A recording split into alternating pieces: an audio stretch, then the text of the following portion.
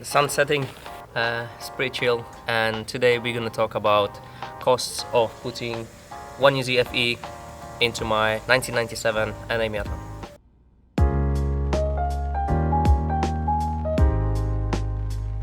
At the beginning, I just want to say this is my perspective. There's probably some ways to make this swap easier, more expensive or cheaper, but I'm just gonna talk about, as I said, my perspective. Also all the prices I'm gonna say in Polish currency, but I'm gonna put dollars, euros and British pounds for all of you watching from abroad. So the first thing you need for the swap is of course the engine. I found my one from Lexus LS400. It was first generation 1UZ. We found it online. It was still in a car, so we were able to check the compression and hear the engine, how it works. After we decided that we're gonna buy it, the guy just took it out of the car and then we went and we bought the engine. Cost of the engine, 4,500 zloty. The next thing is a gearbox. Those engines always come with automatic gearbox, which is not the case if you want to drift, so we needed to swap it to manual transmission. As we are here in Poland and the most popular drift cars are BMWs and there is a big aftermarket of parts and everything for those cars, we decided that we're gonna go with BMW ZF transmission. It's pretty strong, reliable and it's supposed to do the work. It's pretty cheap as well. I bought my one for 500 zloty. Now to connect the engine and the transmission you obviously need some kind of adapter. So I found the Polish company PMC. They're selling them kits to connect engines with different transmissions. They have many kits for different engines. The kit contains the adapter, the clutch, flywheel and everything you need to connect those two together. It's a bit pricey. It costs more than the engine itself, but it's very popular. Many people use it in motorsport and I really wanted something that is tested and reliable, so that's why we went for that kit. The price, it's about 5,000 zloty. Now because I wanted to keep my engine stock, we decided that we're not gonna open the engine and do the full rebuild. Instead of that, I just cleaned it. We changed, oil, filters, spark plugs, everything you can change easy. We also fixed the alternator, the starter, that you're supposed to do with the engine that's been sitting and you don't know anything about it. So all those little parts and things that we changed in the engine cost about 1,000 zloty. And then the whole fun part started. We took out my old engine and we drove the car to Bron Customs, which is run by my friend Darek. And his job was to put the engine and put everything into car. So we had to first prepare the car, cut a lot of material from engine bay to make the engine fit inside. We had to rebuild front subframe. We had to rebuild a bit of tunnel as well. I had to do the engine mounts, the gearbox mounts. The headers were too wide, so we had to take out stock headers and we had to make new headers from scratch. So there was a lot of fabrication and so much of work that you cannot just buy off a shelf. You just need to make them. So there's big cost in that, but I'm gonna go and talk about Darek's work at the end of the list. The materials for all the welding of the fabrication work, the pipes, the whole exhaust, everything, the material cost about 2,000 zloty. When we had the car stripped, we took advantage of it, decided to rebuild all suspension, so we took all the wishbones. We had all suspension parts powder coated and we put together everything on new poly bushings. This is the step you can obviously jump, but we thought if the car is stripped, we can do it as well. The cost of everything was 2,500 zloty. Then I had to do a big shopping and buy radiators, oil cooler, everything in order to do a cooling system, the fuel system, pressure regulator, a fuel pump, everything we needed to have engine running. And for the parts I spent about 3,000 zloty. Also to connect gearbox and a diff we had to do a new shaft.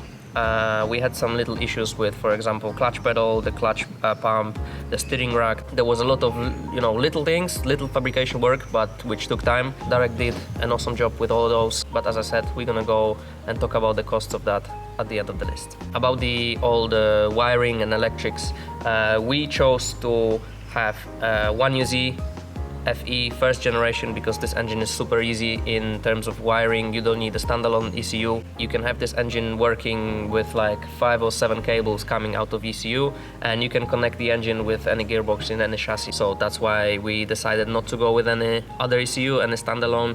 We just used the stock one and here we saved about 5 or 10,000 zloty if I would choose to go with standalone. Then we finally started the car. We had a little bit of issues here and there we had to fix, but overall this is all you need to have 1UZ FE swapped into the Miata. Of course, this is not an easy swap. There is no kit you can buy off the shelf and put everything together and have an engine running. There is a lot of fabrication work. There is a lot of things that you don't think of before the swap. There's a lot of things coming up you know, in the moment when you're in the middle of, you know, trying to fit everything. So in our case, it took us a couple months of the car in Darek's place to get everything running, and there was many hours put into this project by Darek, which I'm super grateful for.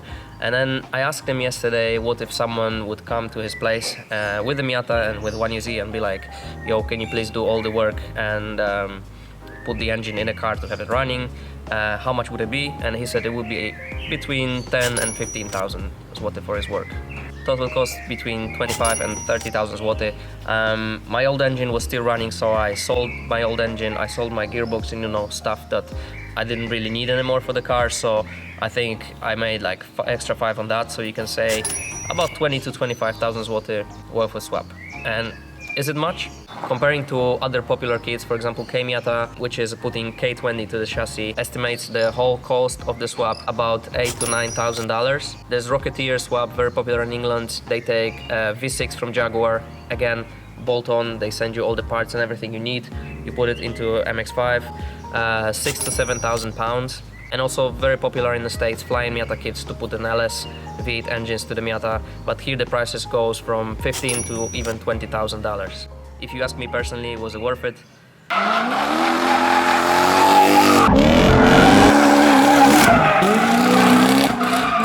I'm pretty happy with my one. So here you have it. There's one more thing. Many people were concerned about the weight ratio, how the car would handle with a heavy V8 engine. So a couple days ago, my friend Marcin, he came here and we checked how much the car weighs and what's the weight balance. So I'm gonna now play you the bit which I recorded a couple days ago from there. So here you have it.